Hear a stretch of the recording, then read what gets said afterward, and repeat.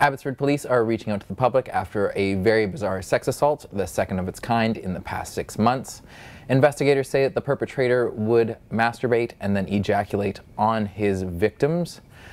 I'm joined by Constable Ian McDonald to discuss this disturbing file. Ian, what's the latest on this case? Yeah, I guess quite concernedly, we have a second attack. Based on DNA results that we've received as a result of clothing samples from both victims, from the November 2014 attack and from the May 2015 attack, we know we're dealing with the same suspect. And so I guess in some ways that's troubling, in some ways it's a relief. We're dealing with one individual, we're not dealing with separate attacks, but quite concerning, and especially when you start to think that these attacks were 6 months apart. I think there would be a lot of reason to suggest that this individual has probably been engaged in this behavior.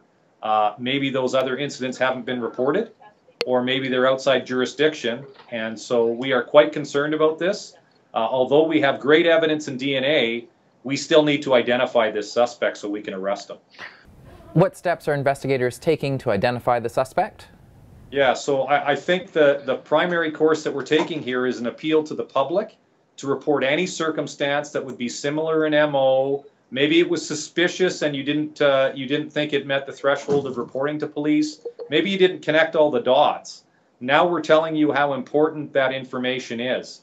We're dealing with, at least at this point, 4 charges, all very serious charges, 2 counts of sexual assault, 2 counts of indecent act. And if you put yourself in the spot of the victims, I mean, can you imagine anything more humiliating, degrading, and upsetting that could happen to you?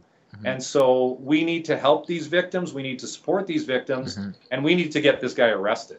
For people who are concerned about this type of attack, what can they do to protect themselves? Right. First and foremost, I want to emphasize that our victims didn't do anything wrong. One was in a dollar store trying to buy a greeting card. The other one was playing pinball with some friends at an amusement center.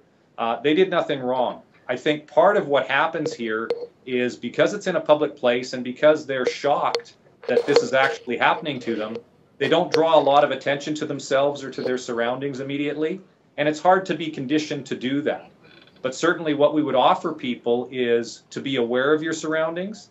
And at the first indication or inclination that there's something going wrong, absolutely draw as much attention to yourself and to the others around you as possible. Again, they didn't do anything wrong, but if they would have screamed out or yelled out, then potentially we would have created other victims, and maybe even a good Samaritan might have intervened or might have gotten a license plate or more information that could have assisted. So be aware of your surroundings. I know it would be incredibly difficult when you're just going about your business on a regular day, like today, 2:30 in the afternoon, you're going to buy something in the store.